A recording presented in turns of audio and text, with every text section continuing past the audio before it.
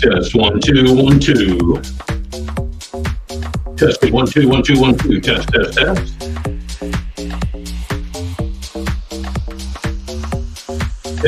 1 2. Test.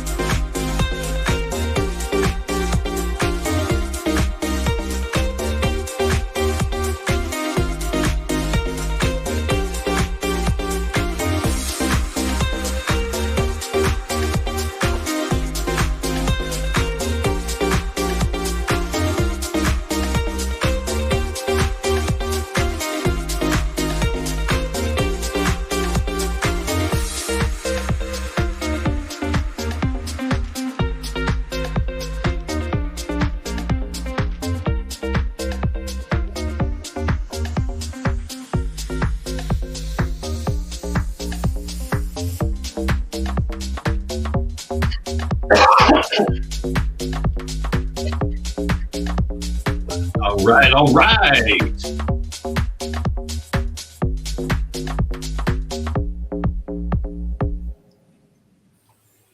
And good evening. Good evening, everybody. Merry Christmas. Mike Covert and hey, Corey Allen. Welcome in, buddy. What's up, man? How are y'all? All right, man. We are going to have a great show. I am honored to have Corey Allen with the Overton Report here with me tonight, co-hosting this. We got a lot of cool stuff to talk about. First of all, like I said, welcome to you. Appreciate you jumping in here on a House of Cards night. I hope everything is good up there in your neck of the woods. Well, good is a relative term, I guess. I'm doing fine, though. Good. Awesome. Not to be good around, but and most of all, folks, we want to welcome you to Beaufort County's House of Cards. Introducing to you. You're on House of Cards, live on Facebook and YouTube. It's going down. Locked and loaded with the truth. And we are on Facebook and YouTube. And also, I guess we're going to have to make a new one of those because we're on Twitch. And just today, Corey, you didn't even know this, I bet. We are now on Rumble. We're now on Rumble. I mean, we're just moving up. I'm waiting for one of them to like kick me off. So I figured, well, I better go ahead and, take advantage of as many as I can. But no, it's awesome to be out there in all of those platforms. People are all over social media. They've been talking about this. And also don't forget, we have our studio hotline number, and I've done some more work this week on it, folks. Hopefully it is all working correctly. And so if you want to call in, and thank you, Helen. Thank you for the birthday wish. That is awful nice. I turned 25 today. 25. How about that? Stressful life. Yeah. Stressful life. That's you got it. But don't forget, folks. For those of you that are watching, please go ahead and also go over to our Patreon page. That is patreon.com/Beaufort House of Cards. A couple of folks became members last week. You can join up. You get some free shit that we're going to start giving away now when you become a member. Check that out. For those of you on YouTube, please go there and hit subscribe, ring the little bell thingy, And we want to tell your friends to join our page, join Corey's page, the Overton Report. We need those numbers up, and that's what helps us keep this machine going. And you've been on here a lot longer than I have, and I don't really look at the analytics, but do you see your numbers really starting to pick up? Well, I've had a couple of my pages deleted. My first one, we got up to about 30,000 followers, Wow. and then Facebook just trashed it totally. Then they deleted multiple profiles. I'm on my second YouTube account now. It's they definitely make it very hard. That's why I like Substack, and Patreon is a good one too. Very good. I haven't done that yet, but everyone that I know has been telling me I need to. And likewise with Substack. I mean, I've heard you talk about it. I've seen what it does for you. I haven't done that. Maybe we'll add that to the repertoire, as they say here shortly. I don't know. We'll just see what happens. But also, folks, if you haven't taken advantage and taken a listen, did our wives talk? Did we get the memo together? Are both of us wearing red?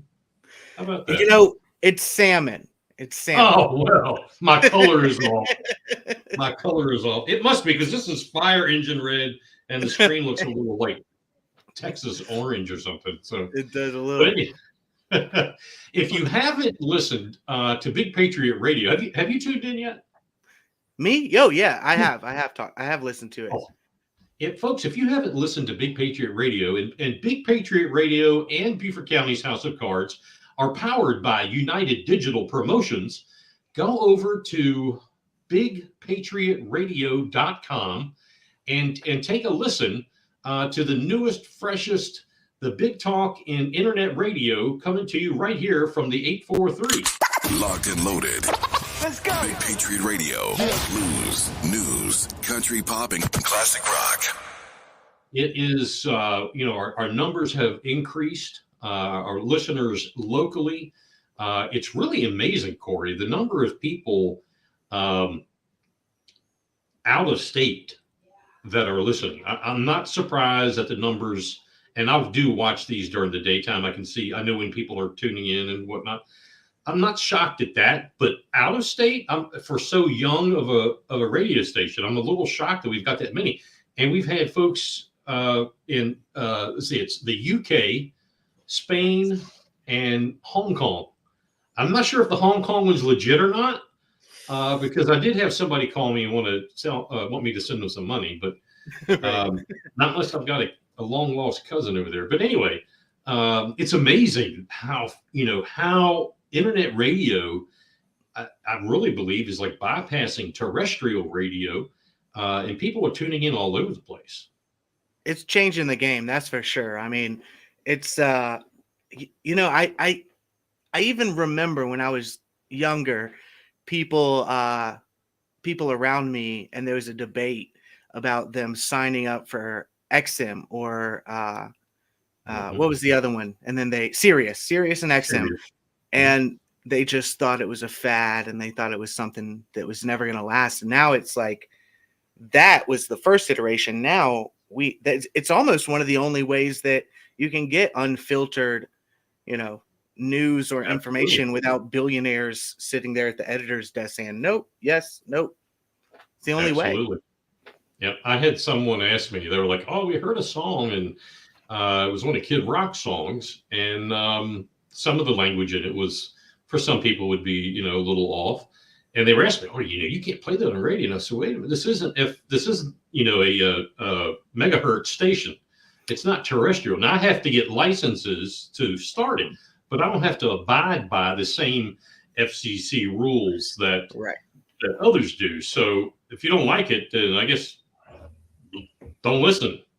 It's one of those things where, like, I definitely understand, gratuitous use of profanity being kind of off-putting.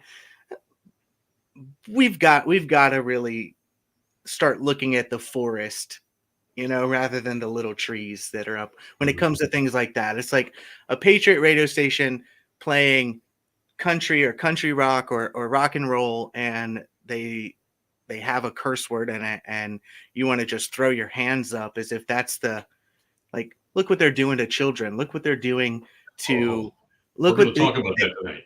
and those are, and none of those have to do with somebody saying a word that we in the English language arbitrarily decided 200 years ago shouldn't be said. You know what I mean? It's just, come on, guys. Exactly. Let's get it together. So Big Patriot Radio is, we're 24 hours a day, 7 days a week. And again, you can find us at bigpatriotradio.com. You can go to live365.com and search for us that way.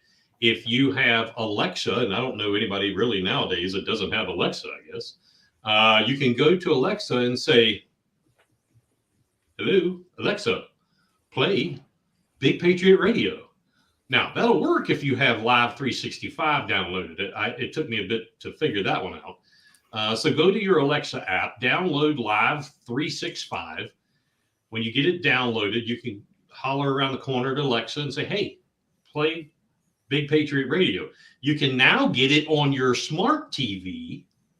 I mean, I listen to it in the truck through my phone, and it comes up on the screen. It's got a little picture of this little fella right here and Big Patriot Radio. It's really cool. It is probably one of the best things that's going on, folks, is that we have on Tuesdays at 7:00, Talk One Radio has their weekly podcast. Wednesdays at 7 is the Jeff Zapp Show podcast. Thursdays, starting next week, this show will be turned into audio only and put on there. And we're trying to get this group called the Overton Report to get their podcast on there. We are recording shows right now for it. And in January, this is actually the best part about Big Patriot Radio as far as I'm concerned. We will have a 1-hour podcast on Big Patriot Radio once a week starting in January. We're recording all those shows right now. We're going to be deep diving into a bunch of really cool, really, really important issues, really the political philosophy of a lot of the things that the left are doing, why they're doing it. We're going to be talking to guests every episode that are experts in their field or have been fighting for whatever it is they're fighting for every single episode. It's going to be a really, really cool thing. I'm very excited. That is awesome. That is awesome. I can't wait. Let's iron out the time slot and get you a, the commercial and all that stuff figured out and whatever. That'll be awesome. Yeah. In January, we're going to have Top of the Hour News by USA Radio News Network. They'll be on. I am looking for a lawyer or a legal firm. There's a legal show. It's 1 to 3 hours, and you can break it up. I'd love to have a lawyer sponsor that and it's a simulcast syndicated show from I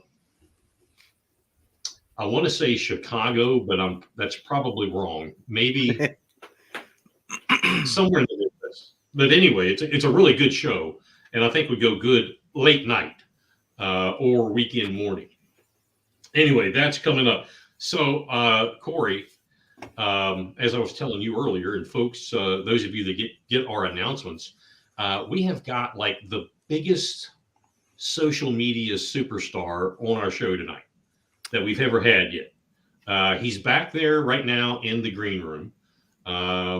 Now we had to organize a special green room because he's in Minnesota, and so we're going to be bringing him out here in just a minute. But I can't wait for this. Last week I had a Shannon Grady. She is, and we'll talk about this a little bit later on, Corey. Okay. Horry County is a hornet's nest, and they're doing. Matter of fact, I've got another computer here in front of me, and as they're posting their own, they're doing these. I think it's called Telegram dumps that they got. Oh, okay.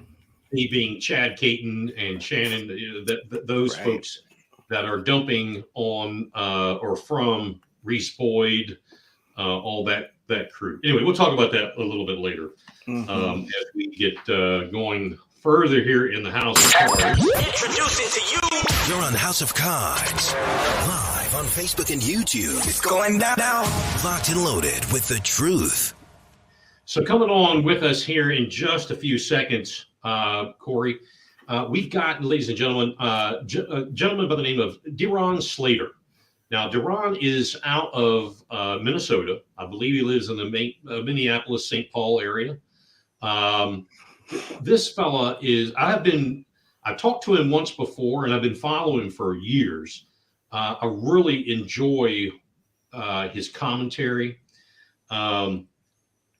I'm going to say he became, social media famous when he had an interview, and this, maybe he'll correct me if I'm wrong, but I think it was this, when he had an interview. Breitbart was on the scene. There was protest and the opposite side protest and the protesters.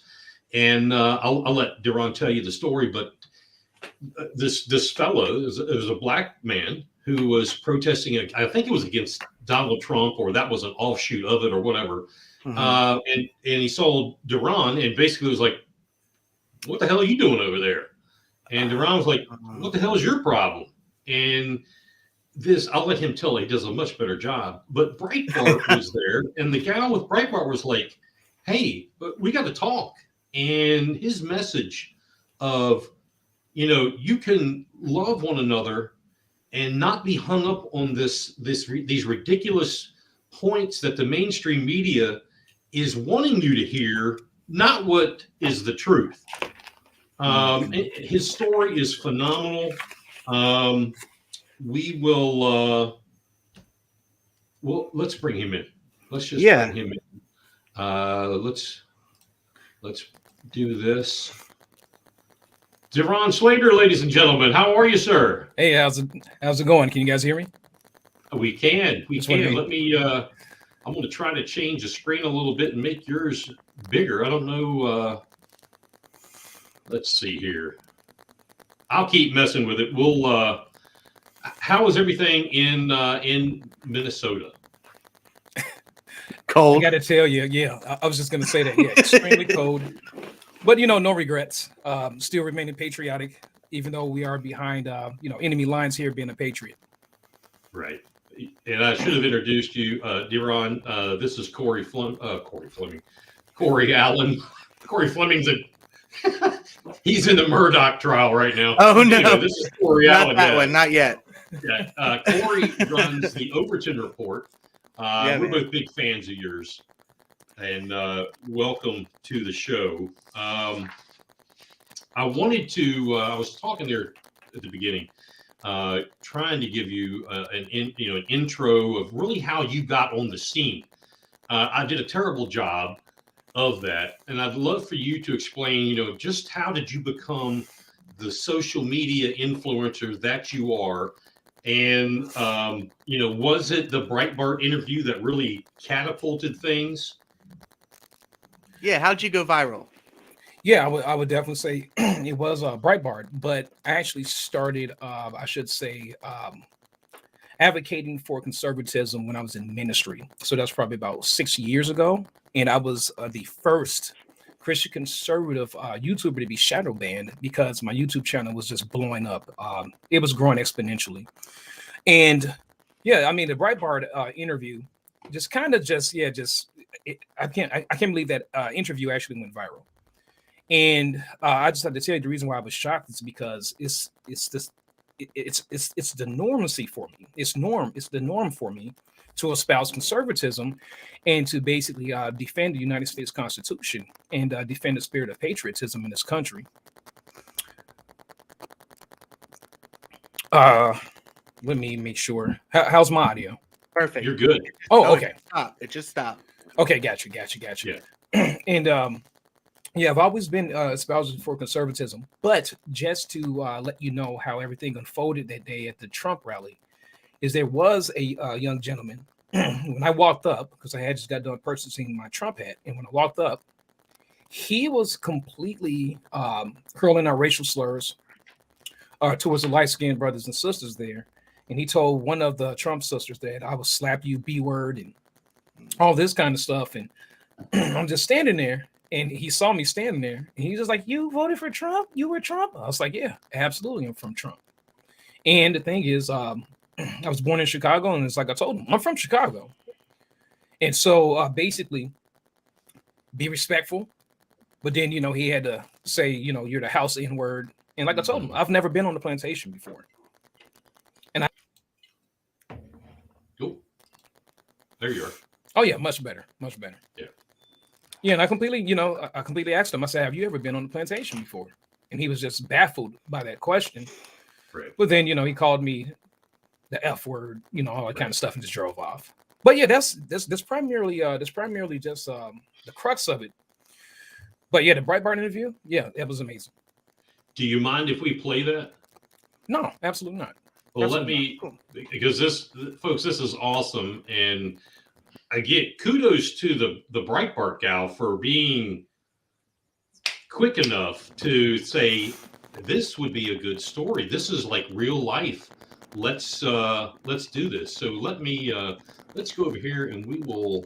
And if you've got any kids around, as Duran was saying, you might want to move them aside just because of some of the language in this. So bear with me just a second here. I know I have it. There we go. And we'll bring this up. Take a listen. Yeah.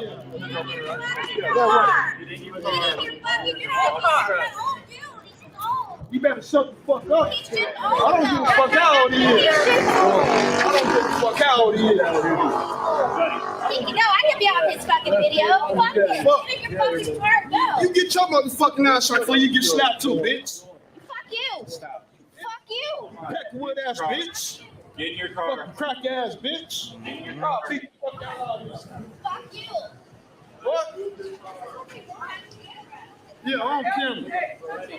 On camera. Yeah, on camera. Leave me alone. Get in your car. Go. Fuck out, you cracks. Yeah. Yeah. Sir, please get in your car. For the camera off me. Please go. Take that. Sir, please get in your car. Please go.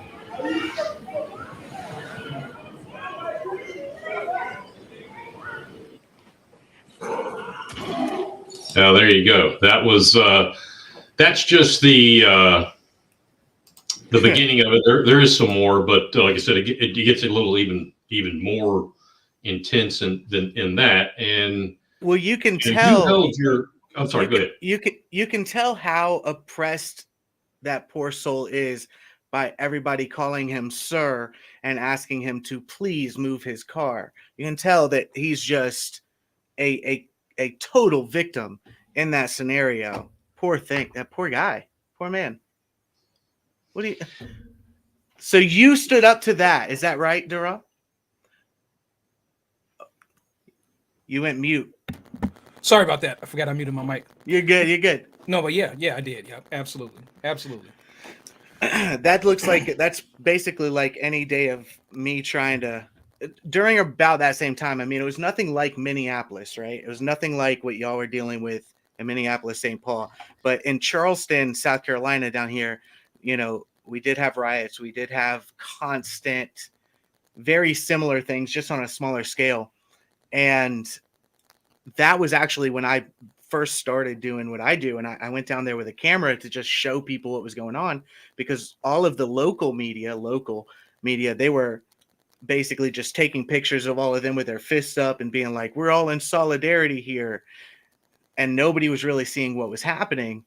And there was honestly a year and a half there where I could not, after doing that, I couldn't walk down the street in Charleston without being followed and accosted and yelled at and harassed. It's crazy.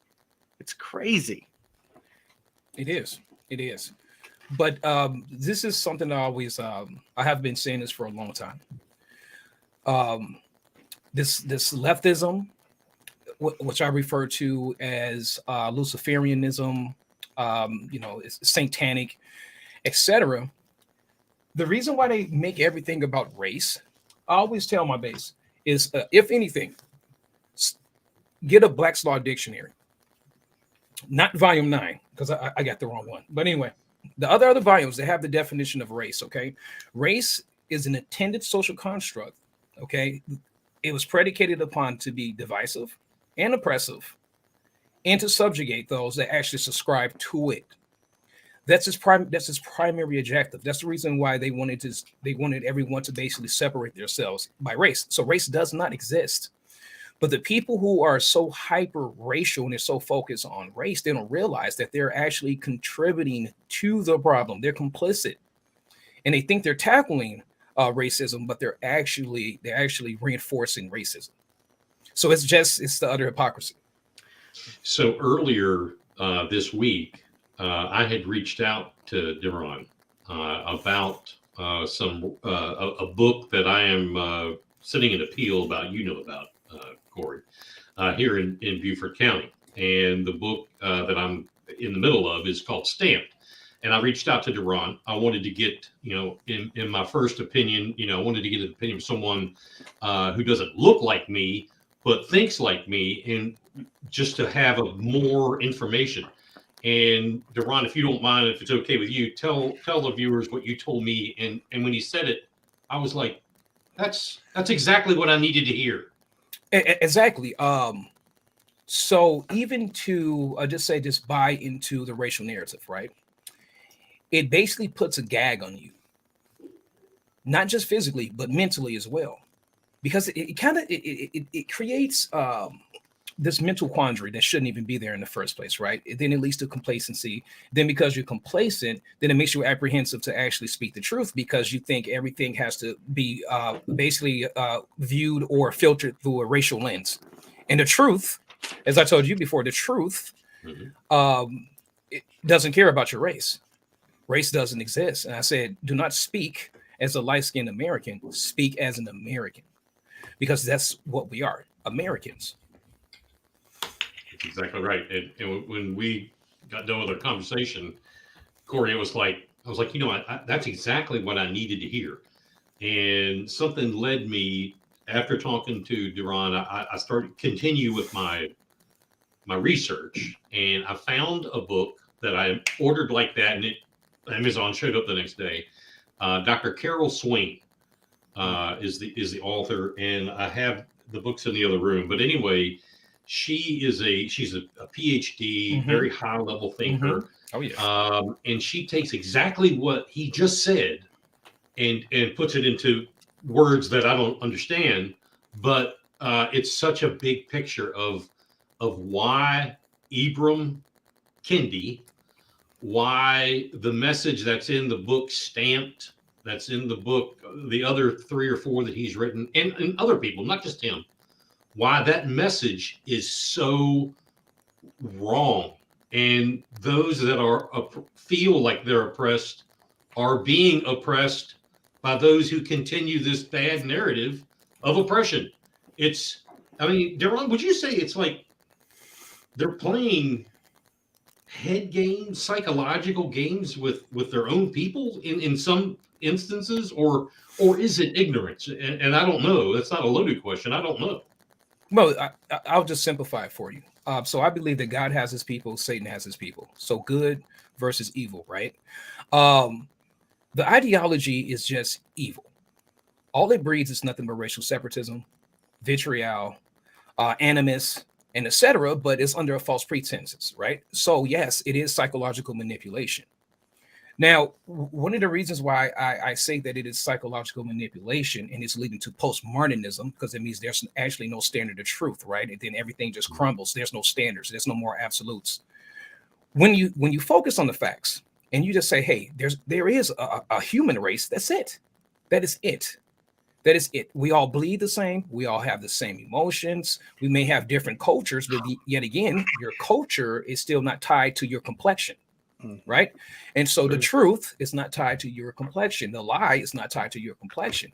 It's all about your mentality and what you choose to do and what you choose to subscribe to. And I always tell people, if you're going to subscribe to something that's less fallacious, something that is not easily refutable. Like leftism. Leftism is easily refutable because it doesn't make sense. It's not predicated upon truth. Right. Hmm. What your organization that you have is called Yeshua's Patriots, correct? Correct. And tell us about that. What exactly are you doing, or what does Yeshua's Patriots involved in? Well, just for the people, after you watch this and you go to yeshuaspatriots.com, I'll just give you a brief synopsis. The reason why I decided to start Yeshua's Patriots is because I'm a ministry graduate as well. And I am a patriot.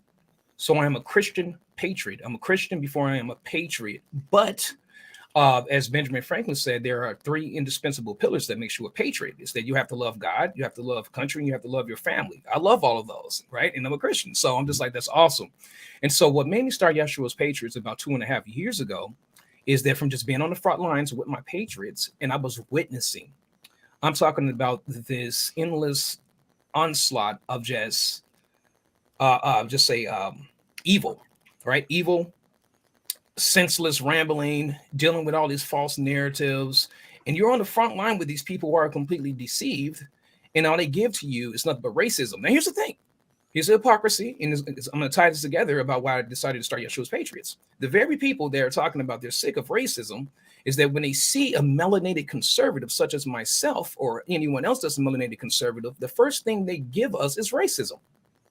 Racial epithets, pejoratives, and just wish to cut us down, right? And I was just like, you know what?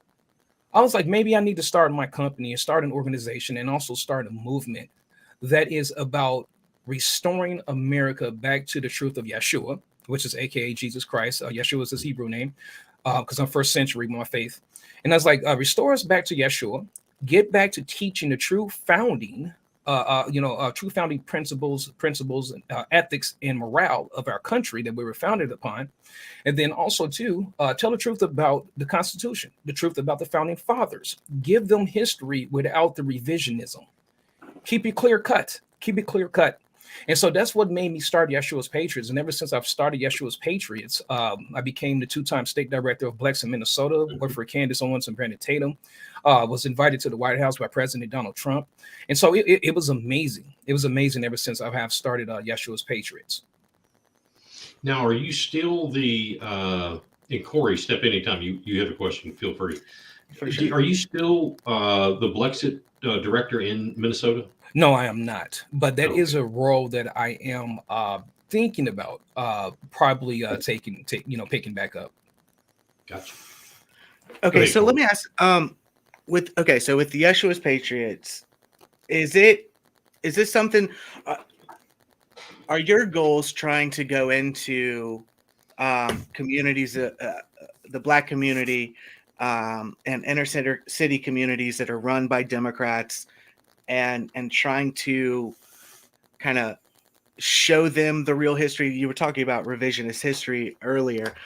Show them the benefits of the Constitution, why that's the path that we should go down, and also why do you think that what do you think that people can do to help guide these inner city groups of people who have been kind of, the way that the power structure works is they can constantly make everyone feel like they're victims, and that the Democrat Party or the leftists are their saviors. And if they don't have what the Democrat Party is giving them, that the evil white man or the evil conservative will come at them and destroy them and take everything that they have from them. How do you fight something like that on that level? And is that what YeshuasPatriots.com is meant for, or correct, the main goal? Correct. And so it's a multi-pronged, multifaceted approach, because the way that we have been losing the cultural battle is that we are not in control of the 7 mountains of influence. And that's entertainment, politics, education, the arts, family, religion, government, and etc. Right? We need to if we control all those 7 mountains of influence, that leads to a cultural shift. And the very fact that they own the 7 mountains of influence, this is why so many people are completely just rendered subservient and acquiesce to these false narratives. And yet they don't want to do the due diligence, and they take it as gospel just because it's popular. So I mean, yeah, it's popular misnomers. And that's the thing I always tell people is that if you want to see the truth in your ideology, examine its fruits, right? Its results, its consequences. These leftists have been in control of ghettos ever since this ideology has basically been here in the United States. The first ghetto, let's just say, it was a plantation. Same ideology, right? The people that owned it, right? Same ideology that's permeated in every inner city ghetto, but now it's coming more systemic now. And I always tell people that this is the playbook. One of the things that's indicative about this very oppressive, subjugative, autocratic ideology is that you have to be a part of the hive mind. You have to be part of the monolith. You have to be a part of the lockstep. And if you do not think the way that we think, we will ostracize you, and we try to use all forms of intimidation to make you comply. That's the same mindsetting of a slave owner. And this is what I tell people. It's one of the things that is most insidious, but it's so true. And it's substantiated when you actually look at the actions, okay, by people who subscribe to this ideology, is that you do not have to be a light-skinned American to have a Klansman mentality. That's the thing that makes it more insidious today. So people are basically, their oppression is self-induced in its delusions of grandeur. If you make that particular message that you just said, you don't have to be a light-skinned individual to have would you say plantation owner mentality? Klansman mentality. Klansman mentality. Mm-hmm. If you were to, have you said that in a group of whether it's inner city, or have you said that in a group that at first light you would think that there's going to be you can hear a pin drop? And how is that received? Because I understand that. I completely understand it. When people say that only white-skinned people can be racist, that's ridiculous. Anybody, I don't care if you're green, you could be a racist. So how is that message received as someone who doesn't obviously have a background of that? Could you say that? Yeah, absolutely. And then just to wrap up Brother Corey's question here, just to give you the crux of it, is that with Yeshua's Patriots, I was just like, instead of doing speaking engagements and all this kind of stuff, I'm going to utilize social media. So that way I can spread the message a lot faster, right? With the least amount of effort. But now the way that this message is received is either received, and I get two responses. Either it's the typical leftist response. I get called the Uncle Tom, bootlicker, all those kind of racial slurs or whatever. Or they decide to concede, because I like dealing with facts. Yeah. I want facts. I don't care about your opinion, okay? Senseless conjecture or anything like that, or your interpretation of what you think the truth is, all that kind of stuff. I like facts. Right. I believe in absolutes. And so when I give people facts and I say, well, fact check me, majority of the time, because one of the things too is I love being a master debater on TikTok as well too, is I'm there for the youth. But also too, when I'm debating on TikTok, I just say, just fact check me. And the people who are willing to listen, they'll go and they'll fact check me, and they usually come back and they end up becoming conservative. Wow. Yeah. And I've been doing it for 7 years. It's a matter of the people who are really interested in learning are going to, and you can be kind of a catalyst for that. And then there's always going to be a subset of people who are just comfortable in their ignorance or in their self-propagated victimhood. And those people, it's just best to just leave them be, leave them to their own devices. Maybe you planted a seed, maybe you didn't, who knows? There's one thing I want to ask you about. I was looking at a couple of interviews that you've done with some other people, and you talked about how you growing up in Chicago, you were in with a bad crowd, and you did some drug dealing, and you were and how on your journey to personal responsibility, I guess you'd say, you found out really that you're a conservative, and once you took that step into becoming a Christian or a Christian in action, not just a name, how it completely changed who you are. And I really want to ask you more, or ask you to kind of elaborate on that, because I think that's something, before I ask you that, I think that this is something that a lot of people miss. I'm a recovered opiate addict. I'm a recovered addict, and I was kind of in the similar world as you were probably in, but on the outskirts, right? Like the served and not the server. But when I have never, conservatives for me, when they find out that I'm a recovered addict, have nothing but love for me, want to talk to me, want to know more about me. Every time a leftist finds out about this, they come and they attack me and they just belittle me, but I know that that's only because I decided to go the personal responsibility route instead of the constant victim route. So I want to know more about this, because I think this is how they play on immigrant groups. I think this is how they play on inner city and low income. This is how they play on them, by saying you must remain a victim in order to be righteous. And I think that that's how they keep so many people away from personal responsibility, leading them into conservative ideology. So can you talk about that? Yeah, exactly. Growing up in Chicago, I come from an organized crime family. You say more mafia style type. Ended up becoming gang leader, responsible for a part, small fraction of my family's gang. I was into firearms and cocaine, and very violent, of course. And then it all came to head when I was 20 years old, and I was looking at close to 90 years over my head. That's when I realized, like, man, the only person who's here for me right now is God. And the only person who can get me out of this predicament right now is God. All those people that I've been shot for, I've been shot 3 times myself.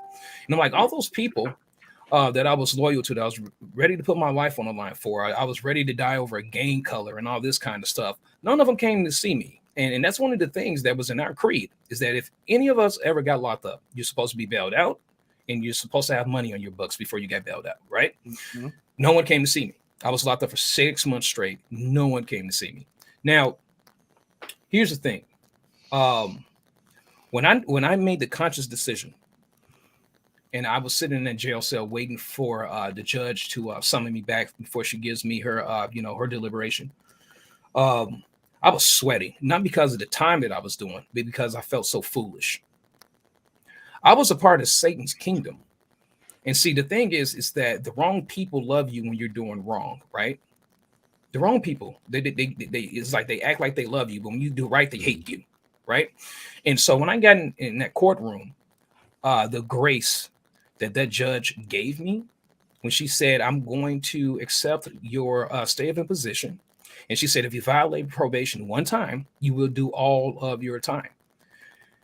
She said, you're not what this paper says you are. She said, since you've been here, my deputies have said nothing but just amazing things about you. You keep to yourself, you study, you read. And she's like, what's going on here? This is 2 different people.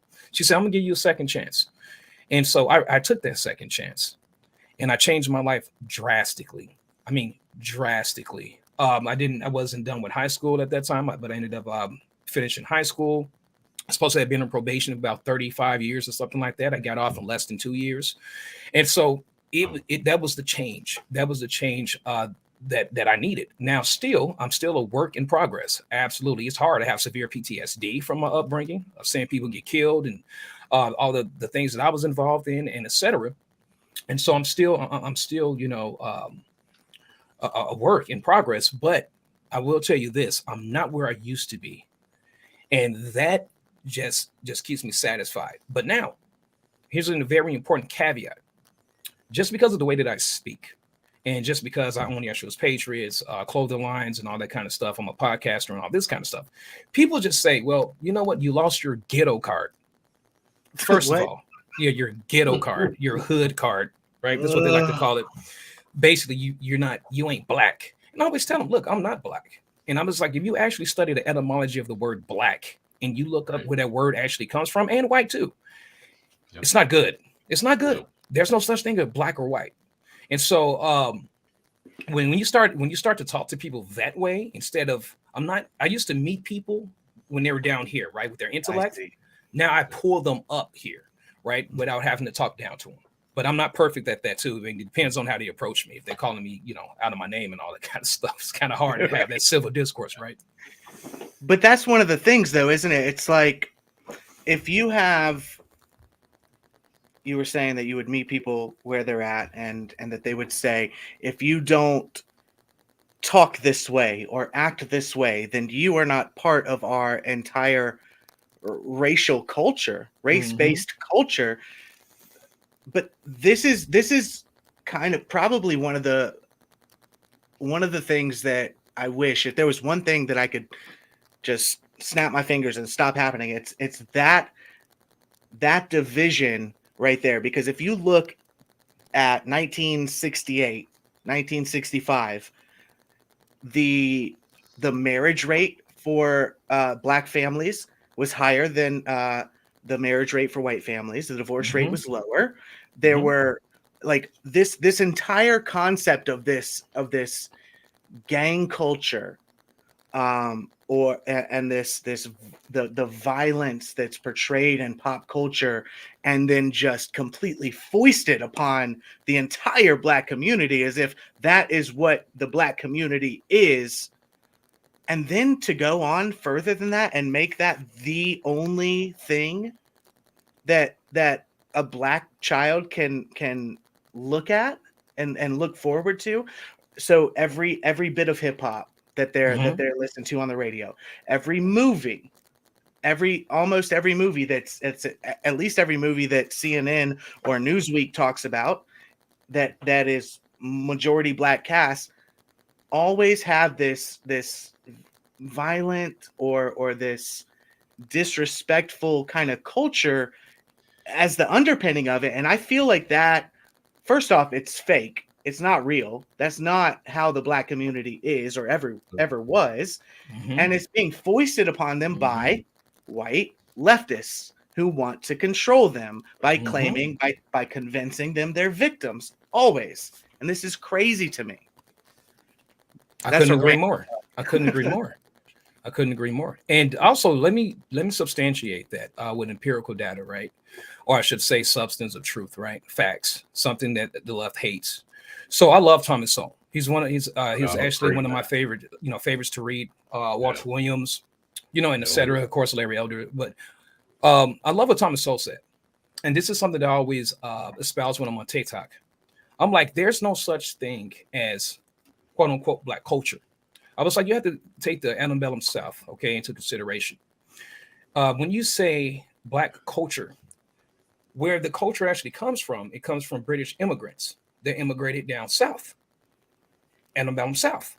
That culture passed over to the slaves, and that's what they picked up. There's no such thing as quote unquote black culture, And if they sit up there and they try to say, well, no, black culture has always been here. No, it's not, because if you're not from Africa.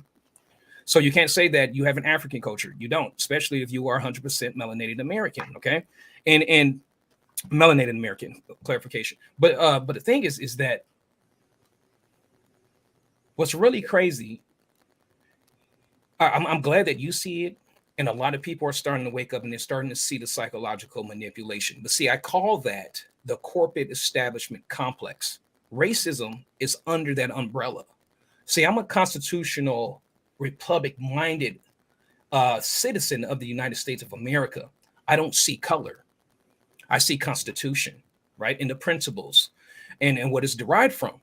And so when you start to give people these paradigm shifts, they start to slowly open their eyes and they see, man, all this stuff that is spoon-fed to me is a control mechanism. It is to completely control me and to hold me down. But the thing is, though, what I love to tell people too is that, it's by your choice. It's by your own volition. I was like, I had to break out of my own gang mentality. That was really hard. That was really hard. I had to break out of a gang mentality. And I said, if I can do it, you can do it. There are tons of other people who can do it. Stop looking at race. When you stop looking at race, you start to set your mind free and start loving your country instead of blaming your country or thinking that you're entitled, to something from your country. And when you start serving, it gives you a different attitude. It's an attitude of gratitude instead of this acute victimhood mentality. And that's what they always want to propagate and perpetuate. You are a victim, you are oppressed, someone owes you something. And I always tell them, according to Thomas Sowell, this is what a lot of people don't know. When the Freedmen's Bureau was actually implemented, okay, after the 13th, 14th, 15th Amendments were passed and et cetera, and you had the black codes that were actually being signed in by the leftists, right? So because the Freedmen's Bureau, they confiscated a lot of those plantations and they actually gave it to melanated Americans. But because of the Freedmen's Bureau, there were no schools in the down South. They built schools down South. The melanated community per capita through the years were becoming the most educated and the most successful ethnicity in the United States at that time, up to 1936. What happened up to 1936? Soft implementation of welfare. Okay, trade. Okay, trade your own struggle. Okay, and you know, trade the American dream for a handout. That's indicative of a plantation. And so ever since 1936, and then it got more comprehensive, these leftist policies in the 1960s, as you alluded to, Corey, when they started to introduce hardcore leftist policies that was primarily targeted to the melanated community, and therefore the father was out of the home because they incentivized them through more comprehensive welfare. Otherwise, you don't get the money. Exactly. And 1936 is when they started to have minorities migrate up to the north and live in ghettos. I'm telling you, this is a good history. Yep. Walter Williams, he'll tell you. Yep. Let's do a real quick. Let's do a time check. It is 5 minutes, just about 5 minutes before the hour here on Beaufort County's House of Cards. That is 1950 for my friends up at the United States Marine Corps Air Station, Beaufort. Introducing to you. You're on House of Cards, live on Facebook and YouTube. It's going down. Locked and loaded with the truth. Ron, there was something you had just said that just to put a period on that, talk about the education and that whole semantic. Actually began in as far as where you could see it in writing, and there's historical documents right here where we live in Beaufort County in a place called Mitchellville. That was the first freedmen's town, and it's on Hilton Head Island. Most people don't know the history of Mitchellville, but you know, we're talking 1860, 6, 7, somewhere in there. And this was a bustling town, and the Mitchell was the gentleman who was a Union officer. They named it after. These folks that were former slaves, former indentured servants, former, zero rights, they decided, hey, we're going to make something of this land. Make something of ourselves. And you're right. It went from prosperity on the future to, a matter of decades later, full stop. And, but anyway, that's, that history hits home right here. There's something, I got two questions. One, first of all, Al Flowers with Talkman Radio, I left his question up here. He had asked, did you leave Blexit, or are you still a member, just not in charge, or what is that? I'm still officially a member, but not active with Blexit. And the reason why I decided to leave Blexit is because I had to get back to my business. I was abusing my company. So I got you. And they went through a big restructuring as well after probably February of 21. They started going through a full restructuring, at least in various places, after Candace kind of stepped away from her leading role, and there were some, things like that. So they made a lot of changes. Yeah, for sure. Yeah. For sure. So we've only got just a few minutes left in this segment, and there was one last thing that I wanted to run by you and get your opinion on, because I've had people ask me this, and obviously I can't answer because there'd be no way that I would understand. the Black Lives Matter movement, which I think has been overwhelmingly busted for what it really stands for. All that aside, and as I go back and look at historical, CNN or even Fox News or Newsmax or whatever, I see where these people are coming from with these questions. Ron, why does it seem that there are so many Caucasian, specifically females, Yeah. majority, but why are there so many Caucasian folks that at the BLM rallies, and if you pause the screen and start counting, unless, and this is possible, I'm not naive enough, unless the cameramen are that diligent to only focus on what they're seeing, why are there so many Caucasian people at these rallies? And really former, I mean, have you ever heard of that before? Well, for one, just for the record with BLM, I mean, Basically, it's white liberal women. Yeah, It's white liberal women always freaking out, leading the charge, screaming at the top of their lungs, saying they know what's best. They know it's best for the Black community, don't you know? Right. Crazy. And they're the worst thing. They're the worst thing for the melanated community. And the thing is, I mean, look at Sean King, right?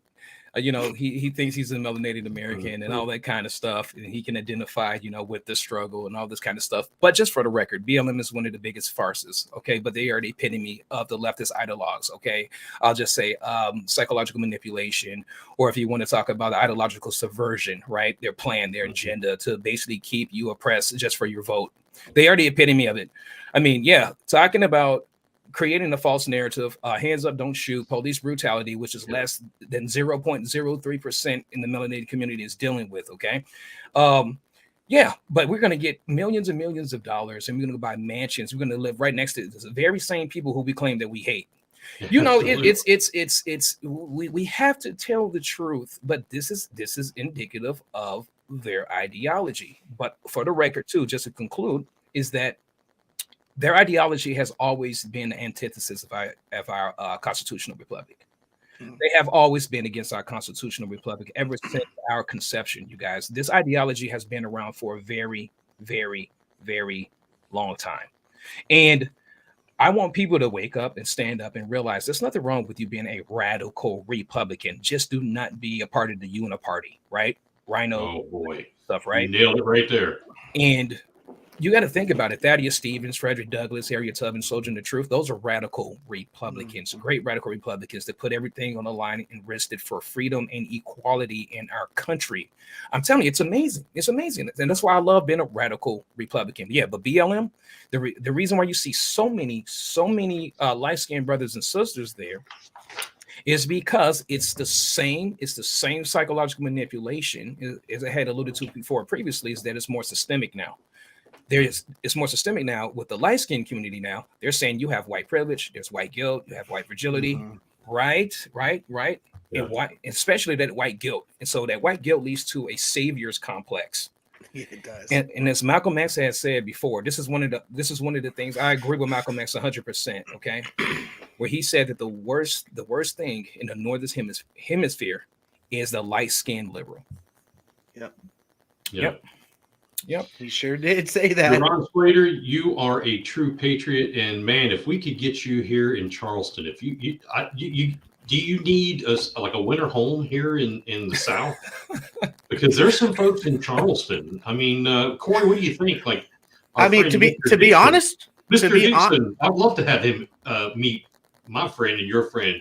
I wish that Thomas Dixon would come on this show. That would be a good time. He's a leftist, man. He's a pastor who the NAACP gave him his pastorship, and he goes around preaching hatred, on behalf of, if you're this color, you're a bad person, that type of thing. Real, very South Carolina-esque stuff.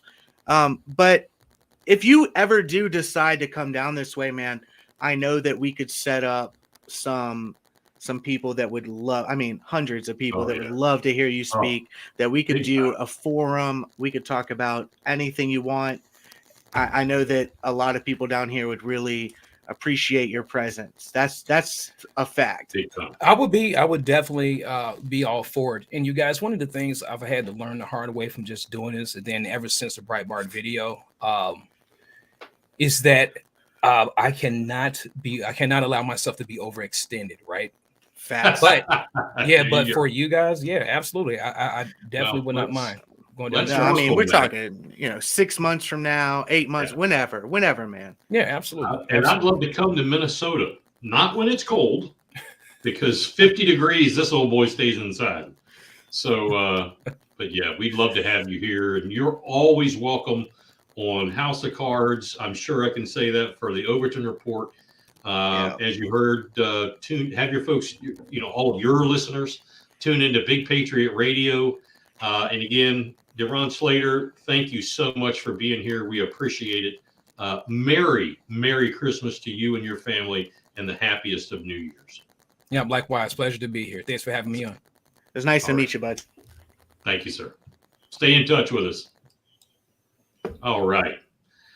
I told you, one hell of a guy. And as soon as I talked to him, it's been years, and I don't even remember what the purpose was. Right? But I was like, there's something about this guy that, man, I like him.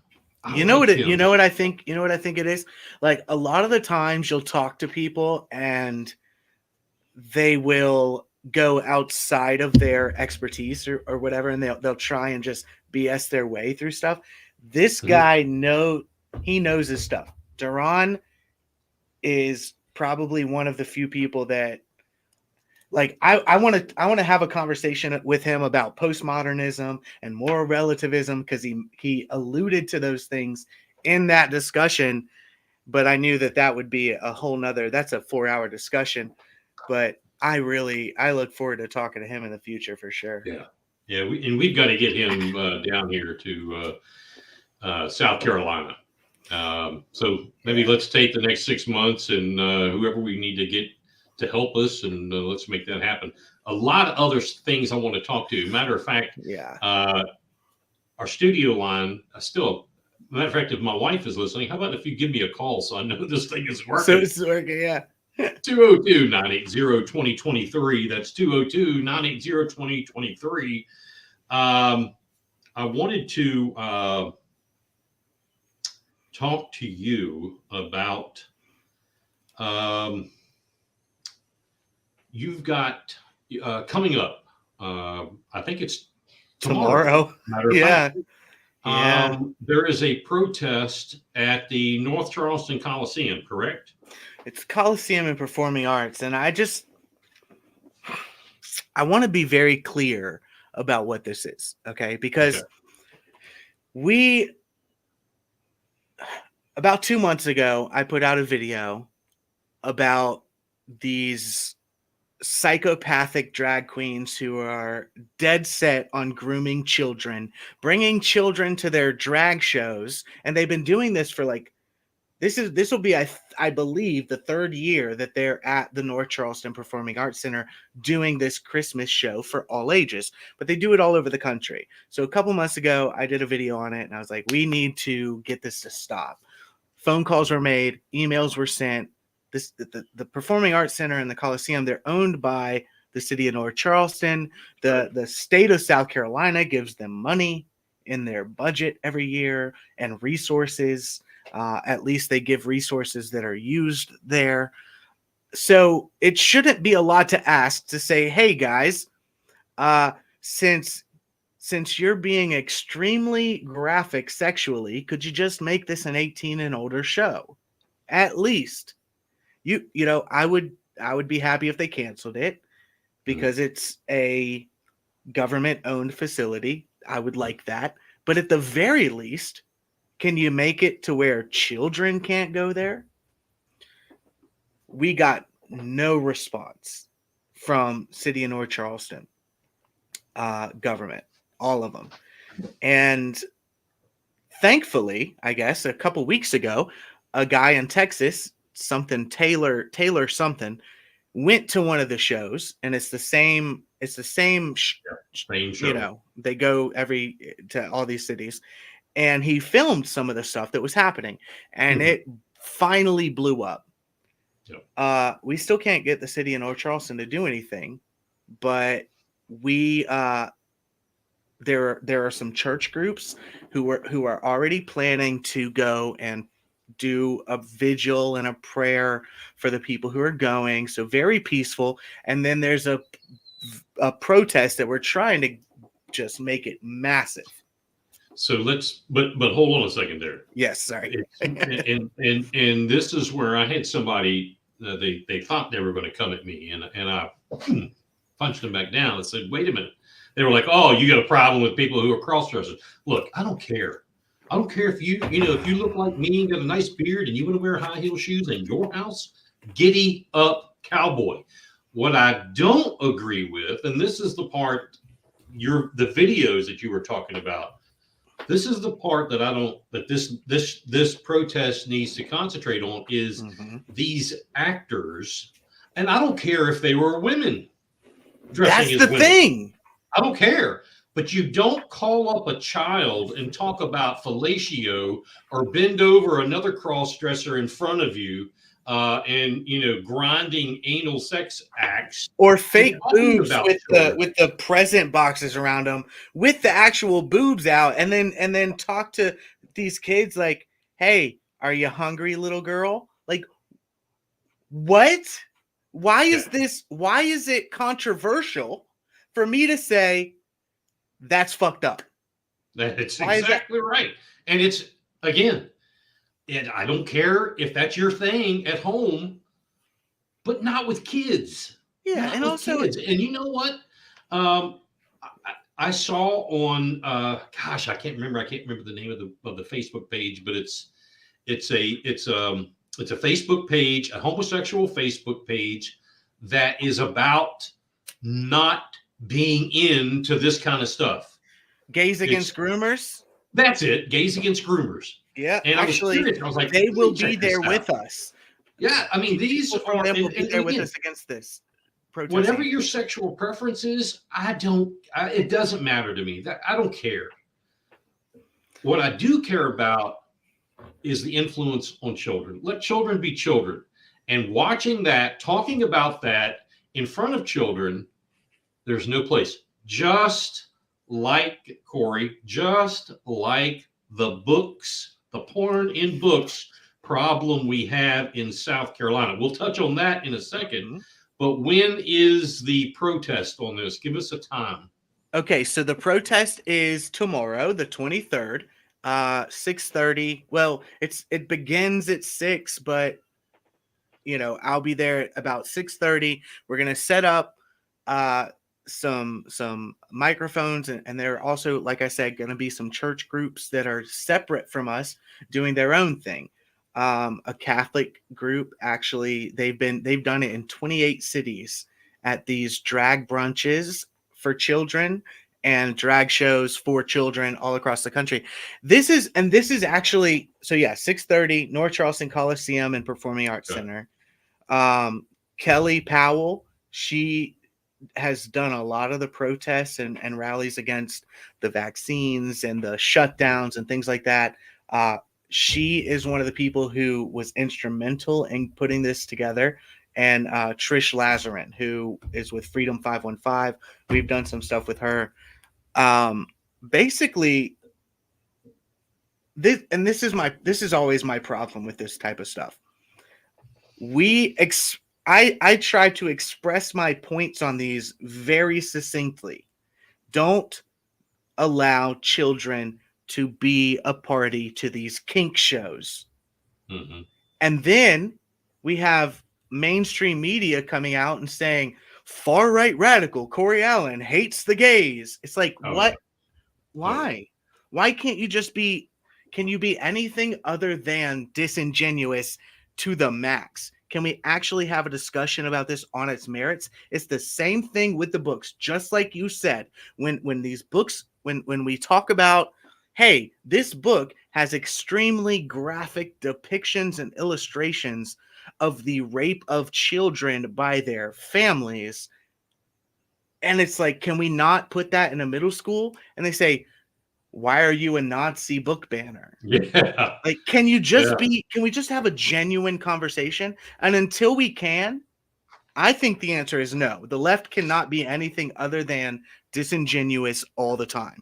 So until the day comes where they can have a genuine discussion about this, I don't think that they deserve an answer. I don't think that they deserve the benefit of the doubt.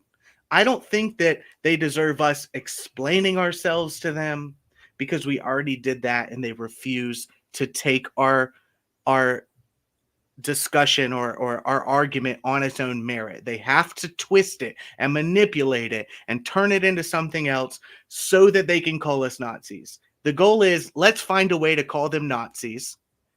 Therefore, every single thing they ever say, let's twist it into something completely different so that we can call them Nazis. That's their entire goal in life. It's And I'm crazy. beginning to think it's not that they're that devious to figure it out. It's that they're that stupid to think it works. Locked and loaded. Let's go. Big Patriot Radio. Blues, news, country pop, and classic rock. So, folks, Corey and I, along with many others, a lot of folks who listen to this show and Corey's show, have been in the middle of this removal of books, porno. It's basically flat out porno in public schools around South Carolina. We hear about this all across the nation. It's not like we have this one problem. The cancer's right here, but this is where we are. Corey, you were instrumental in the Pickens County decision when they removed the books, and I'm assuming, I haven't heard otherwise, but I'm assuming they're still removed. They are. That's Okay. true. Okay. Perks of being a wallflower, though, was got a reprieve, and Okay. but they did make it to where an adult has to sign that one out, I do believe.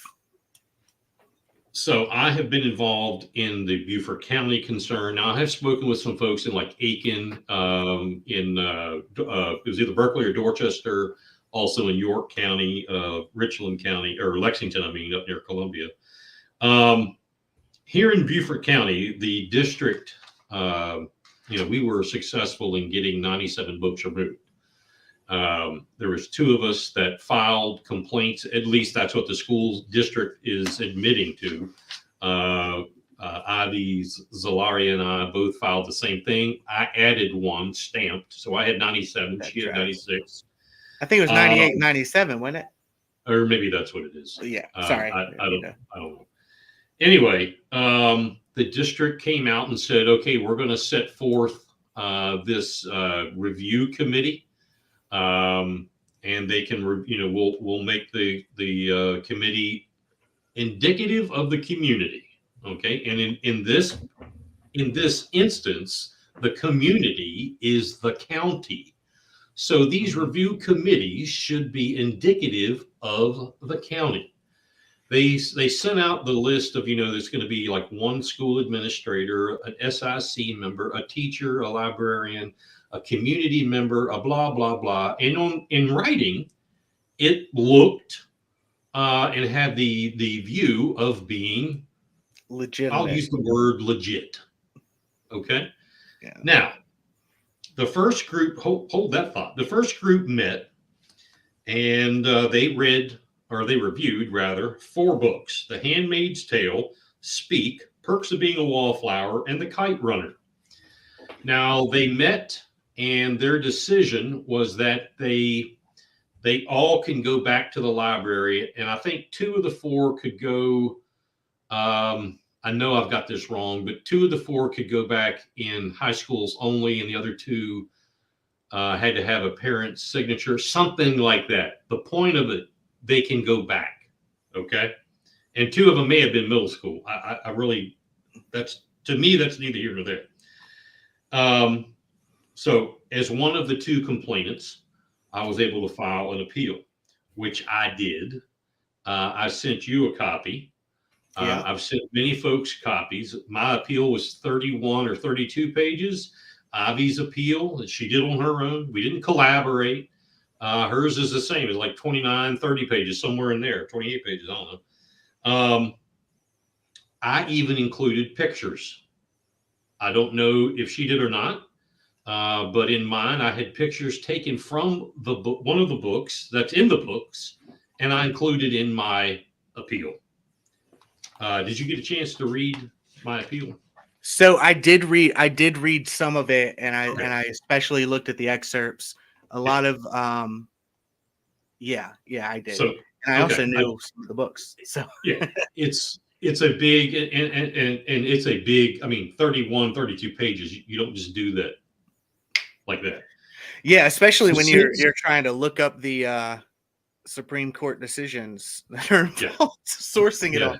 Yeah. Not that and that's one of the things, and we'll talk about that in a second. But anyway, since then, I'm kind of giving you the story.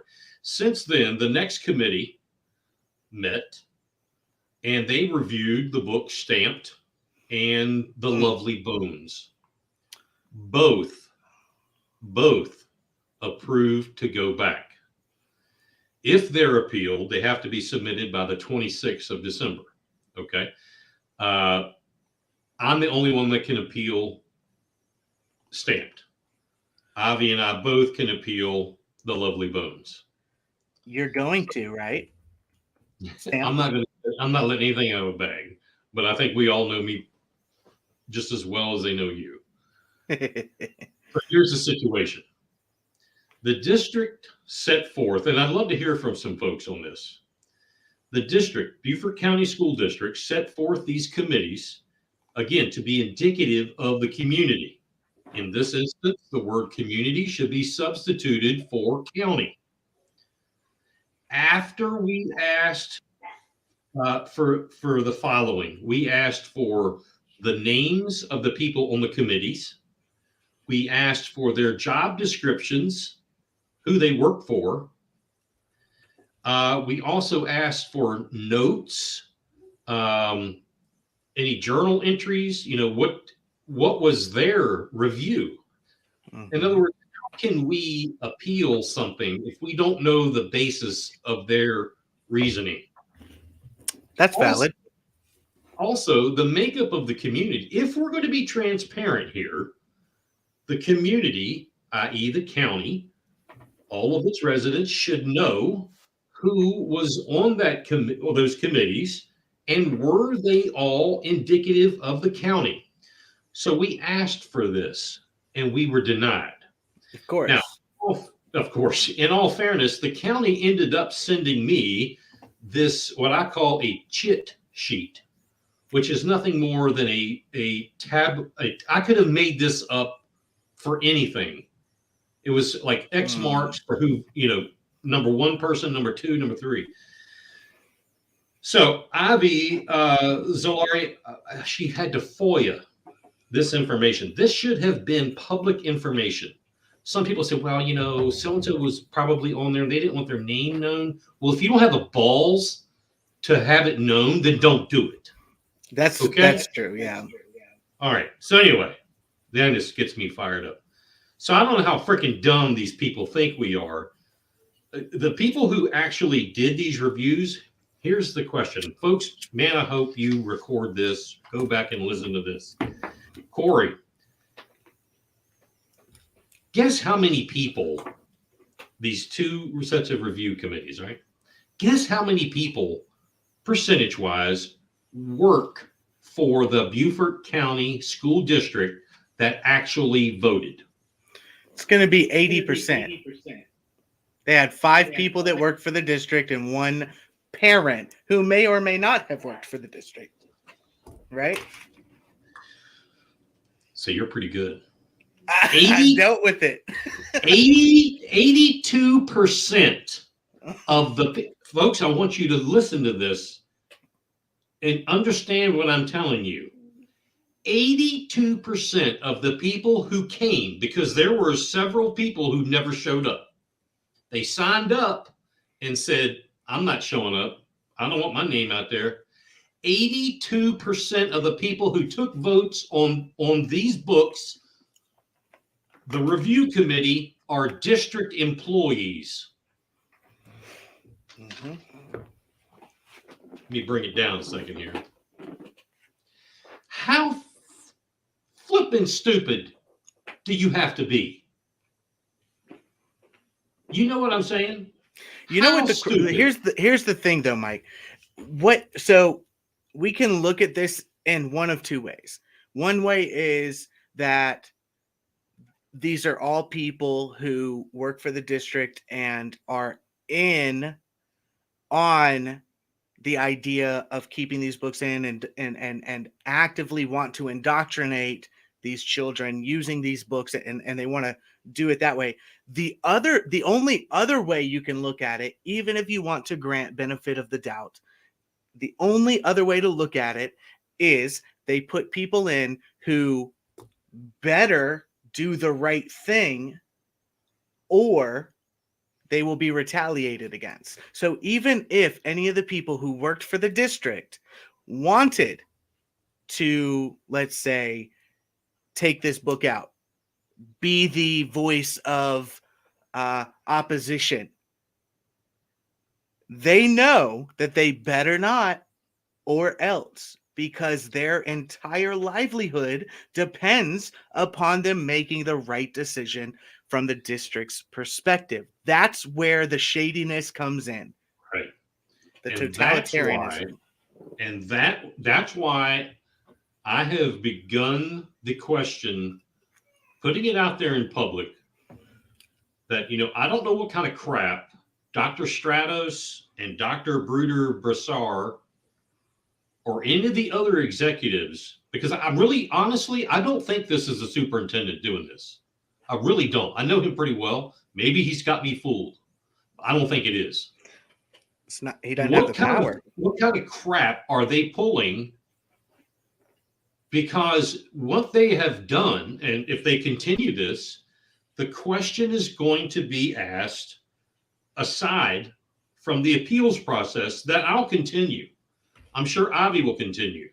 Okay. If the books were bad enough 2 months ago, well, they haven't changed. They'll be bad in 2 more months. Mm-hmm. My opinion won't change.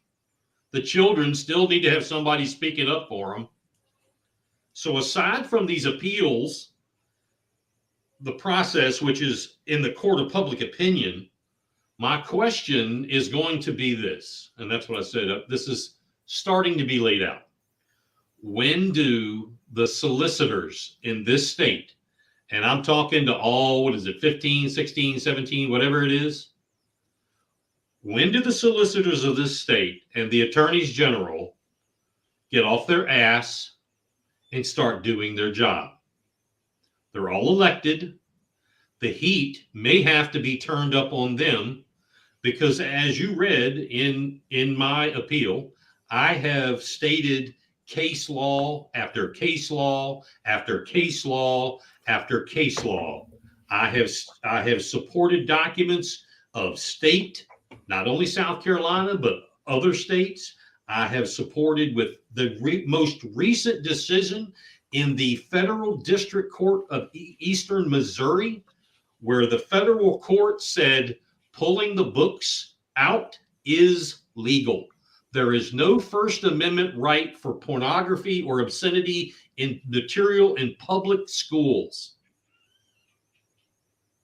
That question is now going to be asked to the solicitors and the attorneys general. What say you?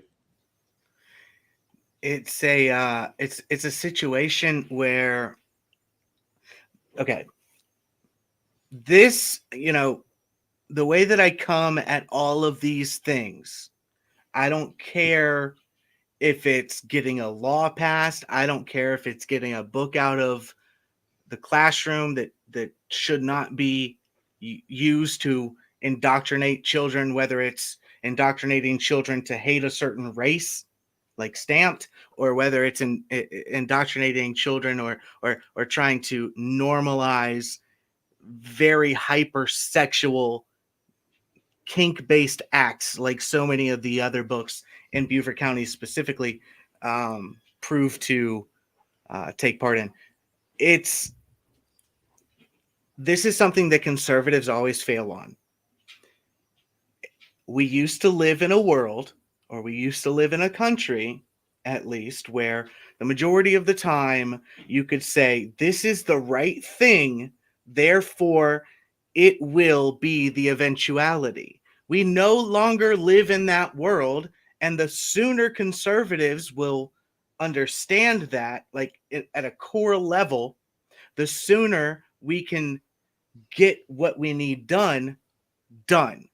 We have to show up. Numbers are the game. It is always a game of numbers. If you go to a school board meeting and 9 times out of 10, you're going to see 80% leftists and 20% conservatives every single time.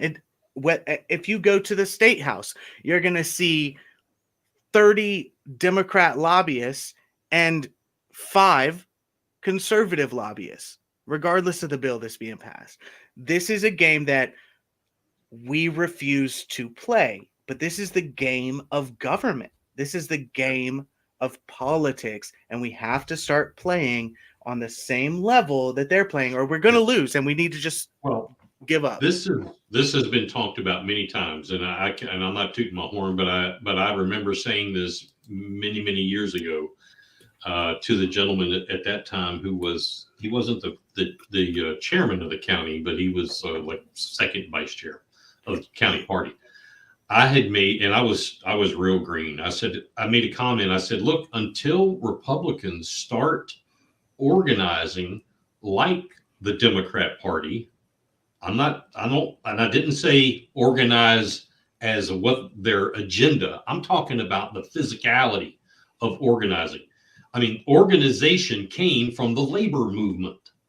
And the labor movement is, from the Democrats, socialists, and so forth. So we've never been able to organize as well as the left. Now, I think that is changing. I know I have been here locally. There's been others across the state, but this reorg this year is monumentally important. We have to start organizing at the grassroots level, at the precinct level, to build up. Yes, we're behind. We're way behind. That's true. We're very good at organizing against other factions of our own party. We're very bad at organizing against the left. Yeah. We're very bad at that. And the very unfortunate thing is that now we have the uniparty. You have establishment elitist rhinos in the Republican Party who would just as soon go along and get along and rub up with a Democrat, which they've done, and created this uniparty, than stand for real conservative principles. Let's just, for example, today, okay, and I'm from a 30,000 foot view. Mm-hmm. Today, they got a $1.7 trillion omnibus bill passed. Okay. 18 Republicans voted for $1.7 trillion of nothing but, well, I don't want to say nothing but a shitload of waste. Lindsey Graham, Lindsey, never met a check that he couldn't put his name on, signed on to the 18 Republicans. That is the kind of spending, and they did it because they want to get along with the Democrats. And there's a whole lot of stories behind that, I'm sure. Yeah, I'm sure they all have plenty of excuses. Yeah, I mean, there's plenty of excuses, and there's plenty of examples of how they will go along to get along. And you and I have said it. Let's bring it back to South Carolina. Mm-hmm. We've said this. We both have said this. Now in South Carolina, come January, it's going to get interesting, because those that put the R behind their name at the State House, specifically in the House of Representatives, now they're going to have to vote that way, or they will commit career suicide because of the supermajority. And personally, see how you think about it, but personally, I think that is actually going to push a little heat over in the Senate, where, in my opinion, it's worse. The Senate, Obviously, majority Republican is loaded with Republicans in name only. They're Democrat as Democrat could get. I think that some of the innate heat that's going to come from the House, and if you don't vote Republican in the House, I mean, you will have committed career. It's over. You're done. Now that you get a super majority. I got a feeling, and I like your opinion, on those senators who, go along to get along. Sandy Sin. Yeah, boy. Luke Doofus from Horry County. Mhm. I mean, it's going to come out. It's going to come out. Do you? What's your opinion on that? Well, I think that you're right with I think that you're right to a certain extent that there will be added pressure on some of the state senators when it comes to certain bills, especially certain very red meat conservative Republican bills. I don't know that it's going to be enough to actually get what we want completely done, or even probably 60% done, but it will be enough at the very least for us to be able to point to those people and say, okay, time's up for this one, time's up for this one, and be able to build that momentum that we need to replace those who are actually truly Republican in name only. Because people like Sandy Sin especially, and I watch her because she's right down the street. One of the worst, man. I mean, there is nothing Republican about her. No. Some of the things that I have heard her say, I would love to ask her questions about. But here's another thing, though. Another thing, just to this point generally, I think that we make a mistake when we vote for somebody and then expect that somebody to do what we think they should do while sitting in our chairs watching TV, complaining about what they did. Right? So that is to say that from the moment that I went into this, there was never into this, meaning activism and whatever it is that I do, there was never a moment where I thought to myself, that politician will do what's right because it's right.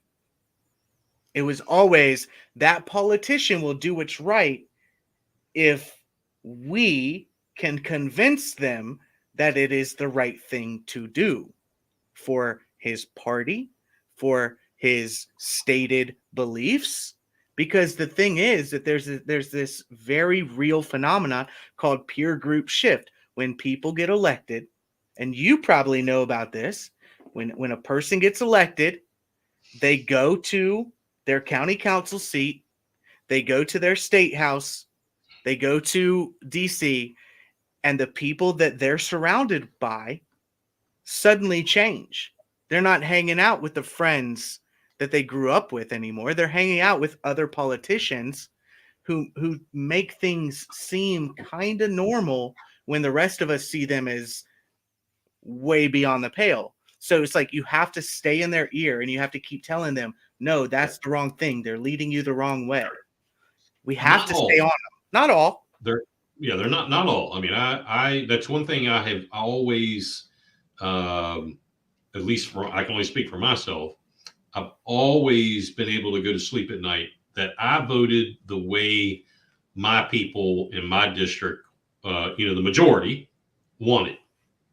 And more often than not, I was not the most favored guy on that dais.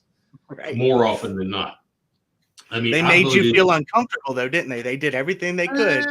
No, they didn't. I don't give a shit.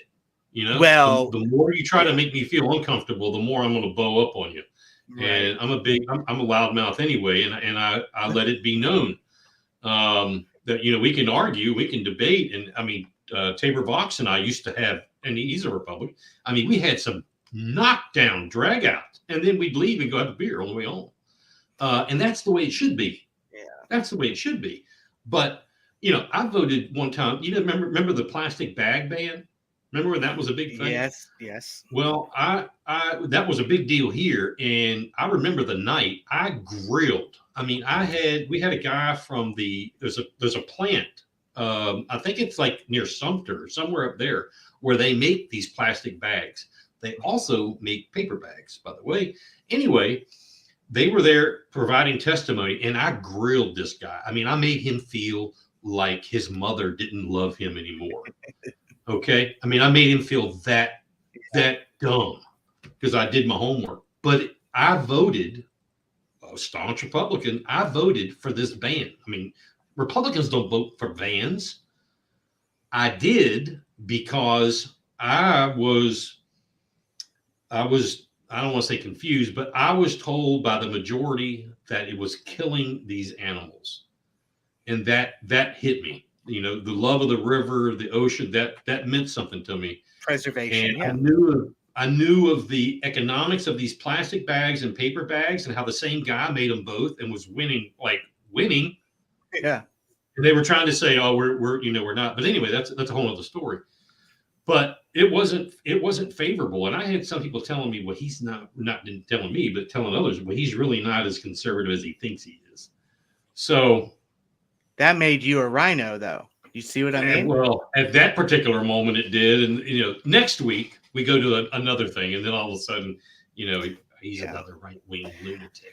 It's funny you say that. I just heard something that those reusable bags, the reusable bags that people have that they get from like Aldi or whatever. You have to use one of those 7,100 times to replace a single plastic bag because of the carbon footprint of making them. Isn't that crazy? Wow. Didn't know that back then. That was something I heard. But you hear, okay, so you hear these people though. You hear these people where they're like, you talk to a state rep or a state senator, and they're like, you just don't get it. We've got a plan. We've got a plan. You just don't get. Well, tell me. Well, no, I can't tell you. Okay, then I'm going to blast you on the publicly available information. I'm sorry. Tell me, or you're a liar. I kind of said that to. Matter of fact, I guess he may be your state senator, Brian Adams. Is he your? He's not mine, unfortunately. I wish he was. Okay. Sean Penn is one. I met Brian when he was running. I was running against Nancy Mace at that time. Okay. And he and I struck up a friendship, and I told him after he won, I said, now, he's an ex cop, police officer, straight shooter. I mean, the guy is salt of the earth. And I told him, I said, you're salt of the earth. If you change, it's going to be so apparent. I'm going to call you out. I don't think he's changed one bit. I really don't. I don't see it. I don't hear it. Unless, I've been sleeping with my head in the sand. He's an example of one that has stayed the course, at least so far. I think you're right. And I think that we have to be mindful that there's a difference between somebody changing their principles and somebody growing in their position and growing in their knowledge and understanding of what's going on. I think we have to be mindful of the difference between those things. Brian Adams is more tactful, I think, but his principles have definitely not changed. A good guy, very solid. He will tell you the truth to the best of his ability and knowledge. And it's like, I feel like sometimes, no, I don't feel like, I know that oftentimes we are so much harder on conservatives than we are on Democrats in our own state. And it's like, it's not Democrats, for example, that are dancing half naked with their private parts tucked under themselves for children and discussing fisting. That's not any Republican. There are no rhinos there. I promise you. That's the left. So are the expectations higher? Is that what we're saying? I think that the expectations higher, but I think more than that, I think it's easier for us to gatekeep when it comes to the philosophy that is our own. I think it's easier for us to say, I know how you should act and you're not acting right. You know what I mean? Like, it's a lot easier. And it doesn't matter if you're a Democrat will attack a Democrat before they'll, in their own walls. But the thing is, we do all this out in public. I feel like we could get a lot. There are a lot of fake Republicans that deserve to be lambasted. There are a lot of them that deserve to be called out. I just feel like it sometimes we have certain people that do it for the wrong reasons, and they're only doing it because they don't like that person, or because that person did something one time that they disagreed with, rather than their principles are totally trash. I don't think that that's the case as often as we make it out to be. Or for power, or money, or both. All those things. So real quick, what's going on, or we all know what's going on in Horry County. The county party, the Republican Party in Horry County is imploding. It is falling apart at the seams. They are, Russ Slagle, I believe, is the legitimate chair, but he's not allowed to serve because you've got this group called the GOP pirates that are still entrenched. It's look up GOP pirates. Who deemed them that? Is that what their opposition is calling them, or no? That's the Boyce guy and Mr. Furry, the lawyer. Anyway, what's going to happen in Horry County? I don't know. Horry County, man, I'll tell you. If you asked me that last week, it would be different than if you asked it yesterday and today. Nobody knows what's going on there day to day. I think that I'm trying to be careful, because I was just trying to talk about how we like to turn our guns on each other. You're right. Very, very often. And I don't want that to happen. I think that first off, I think it's a moot point, because we have 2 months before there's an entire restructuring of the county GOP. So I think that all of it is all about pointing fingers and placing blame and causing, as opposed to, hey, in a couple months we get to restructure and we get to do whatever we want. So but that's what happened. That's what happened 2 years ago, and they didn't relinquish power. Did they not? Voted. Because I know that Tracy Beans was the EC until she resigned, and I know that what's his name, Slagle. I know that Roger Slagle, when he won, it was the chair. He was the chair until he resigned, and then at the next meeting a month later attempted to rescind that resignation. I think that in and of itself caused a lot of chaos. I mean, have you ever been at a place where you walk in and you resign, and then a month later you come in and you're like, just kidding, take it back? No. What do they do? Do they go, oh, you're right? But let's say, you have to bring in this. They're throwing around that Drew McKissick and the state chair have the right to input and export who he wants, and that's not true. Drew McKissick or any other state chair, insert name, does not have that authority. No, I mean, I completely agree with that as a philosophical argument. I want to understand. So I guess really we have to look at the first question. When Roger Slagle resigned and that resignation was accepted by the state party, was that a legitimate move? And if that was a legitimate move and he resigned, then that brings us down an entirely different path than if he was able to have resigned and then say never mind. But and you're right. What I elections were learned is that when he resigned, they had not given up power, so he couldn't resign because he wasn't in office. Even though he won the election, he never took office. I think that's what his side is saying, that he can't. They're trying to say because the state party because the state party worked with other groups, that means that Roger Slagle was never actually the chair of the GOP. Well, if that's the case, that's what I understand. Okay, well, I mean, then if that's the case, then What are we arguing about? If they say he was never the state chair or the Horry County chair, then where's the argument? Well, he won the election. Well, if he couldn't have resigned because he wasn't in power, I don't understand that. They made resolutions. There are lawsuits right now in the court system based on resolutions that he and Tracy Beans had put forward. Resolutions, backing Chad for body slamming that guy and the Antifa and the weapon things. So how did they do that? If they weren't in power. Yeah, because That's at the my same question. time, at the same time, now here is where Drew McKissick comes in. Drew McKissick, there's proof of this, was trying to get the Horry County Women's Republican Club replaced as the de facto party of the county. Yeah, see, Something was going, and he has no authority to do that.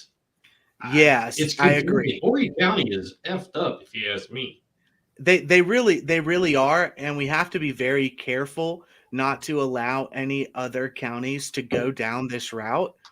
I think that, I was there at the grand opening of the Horry County Republican Women's Club when they got their new place or whatever.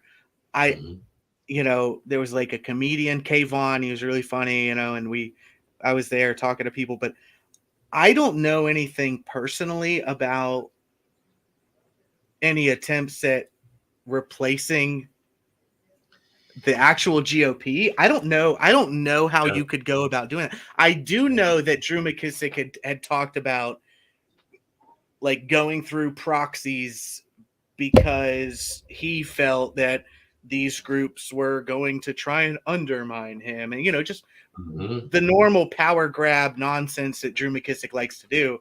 Trust me, there's no love lost between me and Drew McKissick. But also, I have to say this, I'm the person that I think the entire GOP, state, county, and otherwise, I think it's all a big joke. It's a big fundraising group, and they're the people that get to choose who you and me, the regular people on the street, get to pick to represent us. And I think we'd be better off without huge fundraising. It's just who's going to be in control of all the fundraising stuff. I think it's a joke to begin with. Yep, I agree 100%. And that's why the majority of these people are selected, not elected. Yeah, I think we have a lot of work to do. We need to make these. We've always worked on this situation of these bylaws not being very succinct. They're always like, well, we have to take into account the spirit of these rules or these bylaws within the. I think we're past the point of being able to do that because of how factionalized the Republican Party has become. Yeah. I think though that has caused a lot of slurs back and forth that are based in little more than personal preference rather than principles of the party. Not to say that it's not people, that there aren't people in leadership like Drew McKissick is a rat. Okay. The chair of the Democrat or the chair of the, I say Democrat, the chair of the Republican Party in Dorchester is a part of that situation. Beaufort County, part of that situation. There is a group. I don't think that they have as much power, and I don't think that they're as big as we give them credit for being. And I think that a lot of people that believe in them in good faith. I think they're good faith actors. I don't think that they're all just terrible people. And I think that's where we go wrong a lot. Gotcha. In the state of South Carolina. All right, we're coming up on the top of the hour here in about 10 minutes. Locked and loaded. Let's go. Big Patriot Radio. Blues, news, country pop, and classic rock. All right, Christmas is in less than 3 days. What's on the Christmas list at the Allen household? Well, we've got a couple of families that are friends coming over for Christmas Eve. and then my wife's family, they're coming over. And then on Christmas Day, we're going to be going and celebrating with some friends of ours, and then heading straight to Florida, down to my parents' house. It's a long drive. What part of Florida? Port Charlotte, which is down. It's on the Gulf side. Yeah. How did they come with the hurricane and all that? Everything was okay, and yeah, not a scratch. There were houses 2 neighborhoods over completely demolished. I couldn't get in touch with them for like 5 or 6 days, so I was really stressing. But we had somebody. Well, actually, this is a crazy story. One of our fans said, "Hey, I saw that you couldn't get in touch with them. Give us their address. We're going to drive. We're making drive-bys." And they drove by, knocked on the door, found out that they were there and fine. And it was just like, that was probably the craziest thing that's ever happened to me. Some people I've never met were like, "Hey, we heard that you can't get in touch with your family. Let us help you." Never experienced that in my life. Wow. I don't have a brother. My only brother lives in Sarasota. Okay. And I guess that's just a little north of there. Is that right? Yeah. And he was saying that was crazy time. I think his house was fine, but fortunately, knock on wood, we haven't had to experience that. Are you going to be back up this way for New Year's, or are you taking an extended vacay? We will be there. We'll be coming back on the 2nd of January. So. There you go. And then that's perfect, because then the next week my radio show will hopefully begin on BigPatriotRadio.com. Awesome. Well, what about you? What are you doing? We had Christmas with, I've got four daughters, and now they all live here. One daughter and her husband and kids did live in Maine. Now they live here. So everybody's here. 2 sets of kids and their kids went to Maine like 2 or 3 days ago. So we did Christmas with them last Saturday. So this weekend, Christmas weekend, it'll just be those of us right here and laying low, hanging out here. And apparently, from what the Weather Channel says, I'm going to be staying inside. 20 degrees. Are you kidding I'm me? so excited. I love cold weather. Ask for a ride. Can you give me a ride? Come on down. Hey, we're passing you. We're passing right by exit 8. My wife and I went to where was that? Marathon down in the Keys last like January. I think it was January, and man, it was unbelievable. I could have just stayed right there. It was so peaceful. It's surreal watching my wife and my mom just like jump in the pool in the middle. It's like December 28th. Oh my gosh, it's surreal. Yeah. Awesome. Well, Merry Christmas to you, buddy. Merry Christmas. And everybody there at your house and your parents down there in Florida. Tell everybody we said hey here at House of Cards, and we'll talk to you soon, man. And please come out tomorrow, 6:30 at the North Charleston Performing Arts Center. If you're able to come, or tell a friend, anyone, because Antifa and the Democrat Socialist Party have decided that they're going to come and counter us. So we need as many people as possible. We really do. 6:30 North Charleston Coliseum for Performing Arts. Is that near the Coliseum? Yeah, it's the same. Park. Yeah, it's the same thing. They're connected to each other. Yeah. Gotcha. And you can shop at Tanger for Christmas afterwards. So perfect. Oh, well, gee. Right there. All right. Corey Allen, the Overton Report. Thanks again, buddy. Bye, guys. All right. All right. That is going to do it for us tonight. I want to thank everybody for coming on here, being with us. We will be back next Thursday. It will be the 29th. So it'll be our New Year's Eve show. We'll see what's cooking for the show next week, and we'll put it out there on on all the places. Remember, if you're on YouTube, go there and click on the subscribe part of the channel. Subscribe to our YouTube channel and hit the little notifications button. We need to get those numbers up. And if you'd like, join us on patreon.com/Buford House of Cards. And as always, Locked and loaded. Let's go. Big Patriot Radio. Blues, news, country pop, and classic rock. check us out on BigPatriotRadio.com. Until then, Merry Christmas, and we'll see you next week.